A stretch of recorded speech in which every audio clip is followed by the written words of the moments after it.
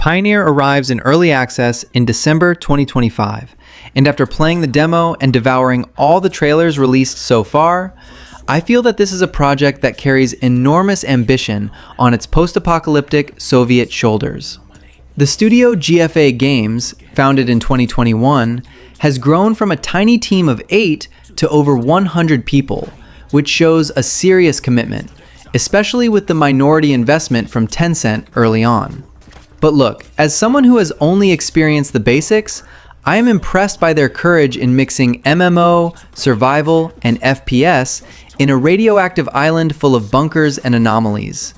It reminds me of Stalker, but with a multiplayer twist that can either explode or implode everything. The demo threw me straight into this dark atmosphere of Tartarus Island, with decaying Soviet ruins and a sense of isolation that stuck in my mind. Running through abandoned mines and ruined train stations was hypnotic, with visuals that capture that gritty and realistic vibe, even running on Unreal Engine 4. However, the PvE combat left me hesitant. The enemies seemed too dumb, without feedback sync from the shots, and the introduction took forever before I got a decent weapon. What caught my attention the most in the trailers was this promise of insane weapon customization, crafting with energy from anomalies, and factions that will shape the endgame. Imagine assembling your arsenal in real time, swapping attachments in the heat of battle, while building a base camp with the clan. That sounds like the dream of any survivalist who enjoys multiplayer chaos. In the demo, I saw the potential of this strategic exploration, but it lacks polish to avoid becoming pure frustration. Development-wise, the delays since 2021 until now make me respect GFA's patience, which went through rapid prototypes to raise money and betas to refine. They announced a release in 2022 and postponed it indefinitely, but recent playtests show evolution.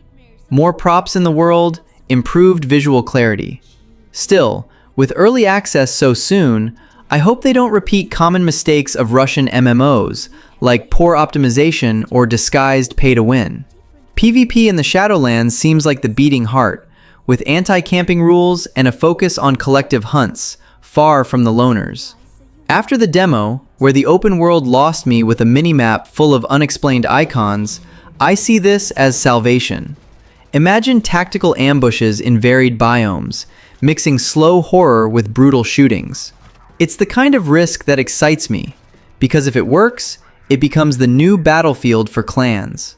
The sci-fi story with rich lore, powerful artifacts, and a narrative that evolves post-launch intrigues me too much.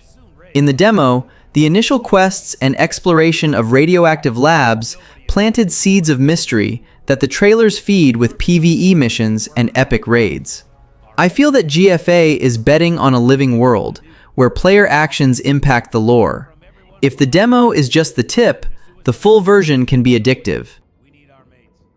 Pioneer is a post-Soviet sci-fi that reeks of radioactive mystery and conspiracies buried in bunkers. You wake up as a pioneer, an exile pioneer on the island of Tartarus, a forgotten piece of the Black Sea, where the USSR tested nuclear weapons and forbidden experiments in the 80s. The vibe is pure Stalker meets Fallout, with mutant anomalies sprouting from the contaminated soil, and I felt that firsthand, exploring rusty ruins in the demo, thinking, damn, what heavy lore for an MMO. Tartarus is not just a pretty map, it's a living hell where the Soviet Union dumped secrets during the Cold War, creating exclusion zones full of abandoned labs and ghost train stations. In the demo, I stumbled upon torn documents talking about Project Eclipse, an experiment that went wrong and released anomalous energy. That gave me chills, because the trailers show how this evolves into raids, where players unearth artifacts that change the entire world. Imagine your clan discovering that the island is alive, pulsing with a dormant Soviet AI. Too personal for my taste for narratives that grow with the crowd. The factions are what give it spice. The Guardians protect relics of the regime. The merchants hunt for profit in the anomalies, and the renegades want to blow everything up for chaos. I saw in the demo's cutscenes how your faction choice affects quests. Like, stealing an artifact for the merchants triggers PvP events in the Shadowlands. It reminds me of how in old games, the lore unfolds via whispered dialogues in shelters, and here it promises to be dynamic, with global events based on what the community does. The lore deepens with underground bunkers full of audios from crazed scientists and holograms of Soviet generals revealing betrayals. Trailers show PvE missions where you activate terminals that release mutant bosses, connecting everything to a larger narrative about a catastrophe that isolated the island in 1986. I played the demo thinking it was weak at first, but those radio echoes talking about failed evacuation hooked me.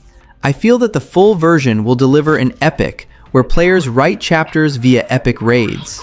Anomalies are the narrative heart, crystals that bend reality, creating zero-gravity zones or psychic storms, all born from crazy nuclear tests. In the demo, crafting with their energy gave me chills, thinking about the stories the devs planted for the trailers. Imagine weekly lore drops about how this corrupts factions. It's personal for me, who enjoys Metroidvanias with secret exploration, but here on an MMO scale. The progression of the story post-launch is what excites me. Updates will expand the map with new areas based on player discoveries, like a sunken nuclear submarine revealing the origins of the Zero anomaly. I saw in the released playtests that seasonal events alter the lore, like radioactive winters that freeze bunkers. After the demo, I'm anxious to see if they avoid cliches and deliver twists that surprise entire clans. Deep down, the story of Pioneer wins me over for being raw and unpredictable. A rotten Soviet world where you are just a pawn in a chess game of anomalies and factions. The demo planted seeds of obsession, and the trailers promise a living lore that evolves with us. If they don't screw up the narrative endgame, it becomes legend. I'm counting the days for early access to unravel Tartarus for real. The gameplay of Pioneer in the demo and trailers left me with a mix of hype and frustrations. Like a survival MMO that wants to be stalker multiplayer, but is still crawling. Right off the bat, exploring Tartarus Island with pulsing anomalies and Soviet ruins is addictive. I ran through abandoned mines, feeling the world alive, but the onboarding took forever to give me a decent weapon, leaving me lost on a chaotic minimap of unexplained icons. The PvE combat is where I felt the first stumble.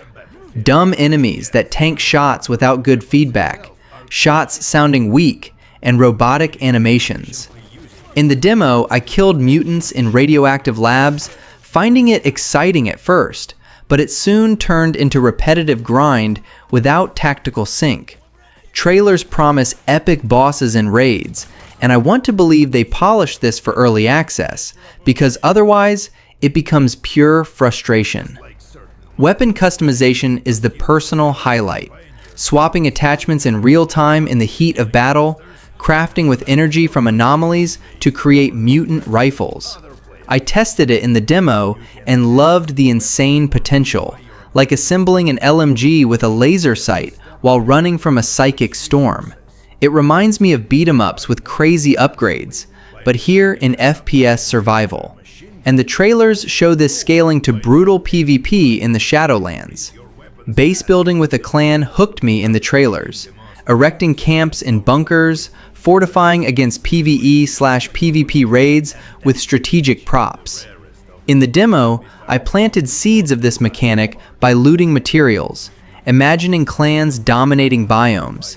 It's the dream of anyone who enjoys Metroidvanias with base progression, but it lacks polish to avoid becoming a mess without optimization. PvP in the Shadowlands promises to be the heart. Collective hunts with anti-camping rules, tactical ambushes in high-risk zones.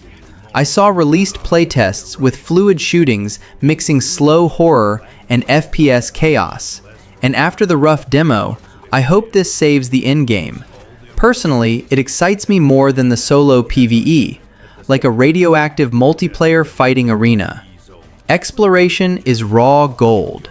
Anomalies creating zero gravity or portals, dynamic quests based on player actions that open new areas. In the demo, hacking terminals released secret paths, giving me that retro vibe of fighting games with hidden secrets.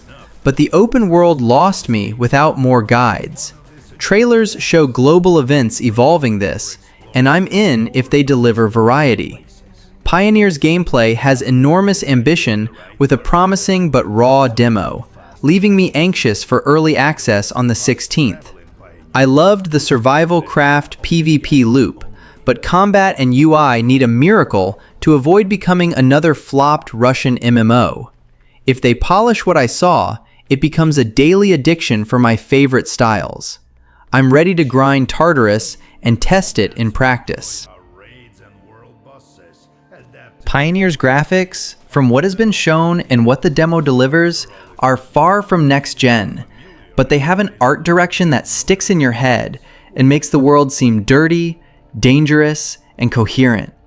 And knowing that the game is on Unreal Engine 4 already puts me in, okay, I'll judge more by the atmosphere and consistency than by cutting-edge technology mode. The best visual aspect for me is the scenery. Soviet ruins, oxidized metal, cracked concrete, and that feeling of a place abandoned for decades, which the trailers sell very well. When the palette leans towards gray-green and the fog covers the horizon, Pioneer nails a very exclusion zone visual. In the demo, walking through the more closed points, I liked how the scene composition works. You enter an area and you already understand that it was set up to create tension. But when I stop to look calmly, there are many textures and small details that can't handle close-ups, and that breaks the illusion of realism a bit. The lighting is the most inconsistent element. There are moments when everything is cinematic, with well-fitted reflections and atmosphere, and at other times it seems washed out, without contrast, and with somewhat strange shadows. And since there are sources saying that the game remains on UE4, with no plans to migrate to UE5, I feel that the path here will be to refine what already exists, and not change the engine and magically become beautiful. Character models and animations, from what I saw, are the heel of the graphics. Faces and rigs give a somewhat dated impression, especially in closer scenes. In the shooting, this weighs because the reading of impact and movement depends a lot on the body reacting well, and in the demo, I felt everything a bit rigid.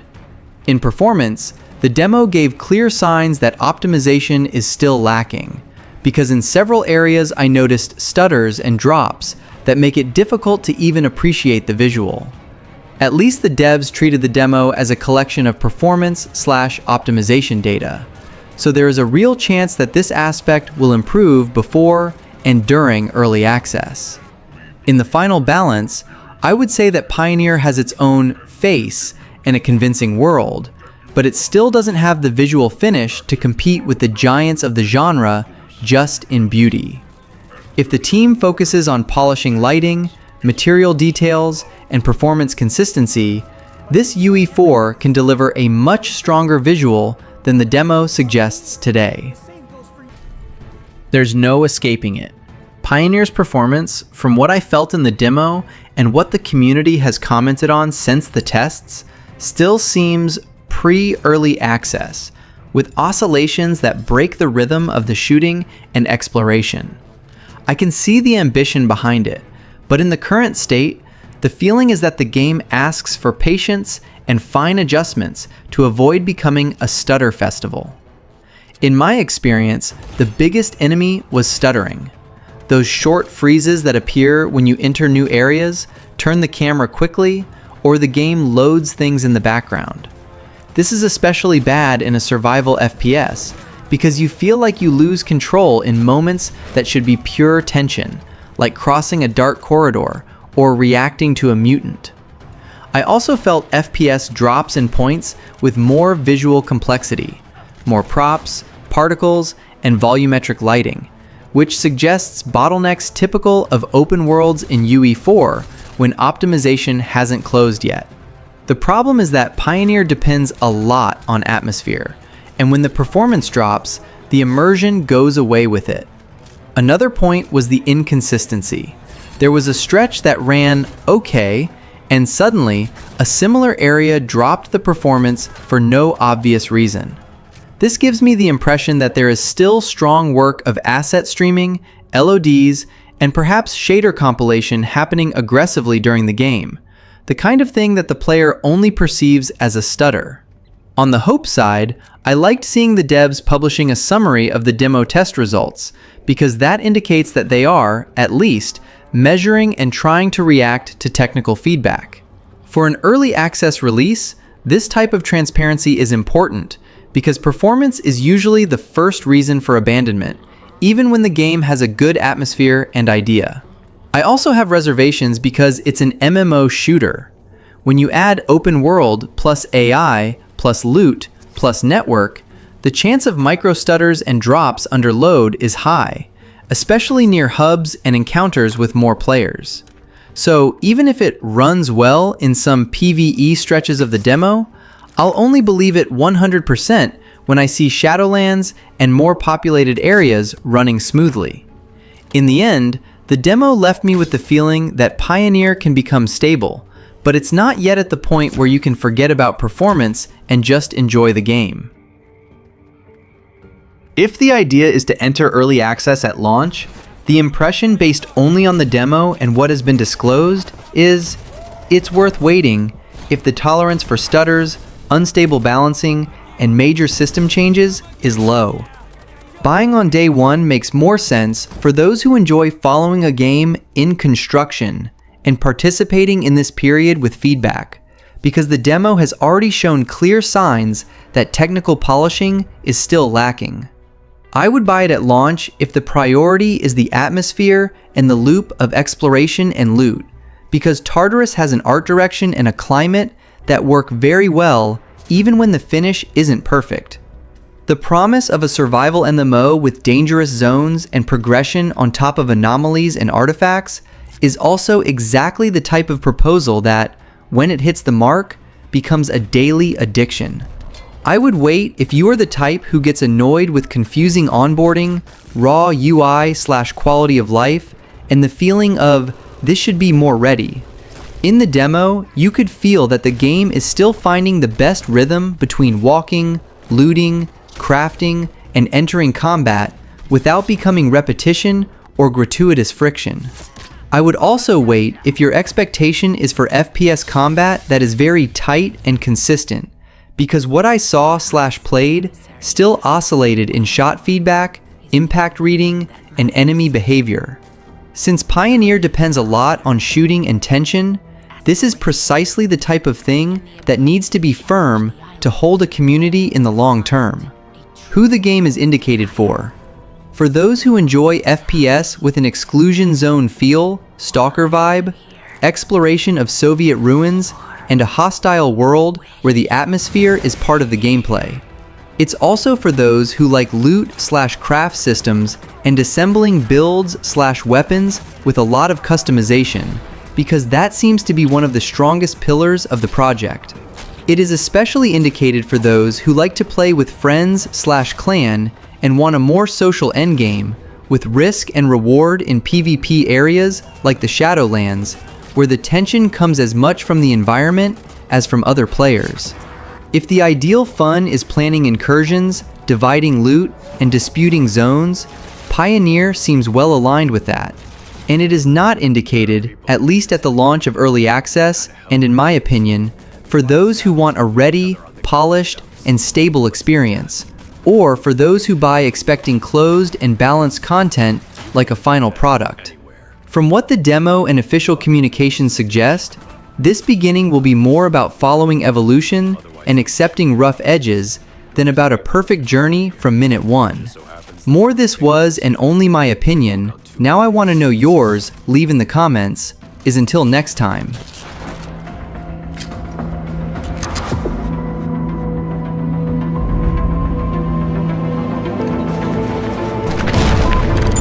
In general, you're better off roaming around the island with your own people. Your buddies will be there to help if something happens. However, there are even scarier creatures dwelling here. Creepy experiments. Monsters capable of putting dozens of our brothers in their graves. Run away from those kinds. As far as you possibly can.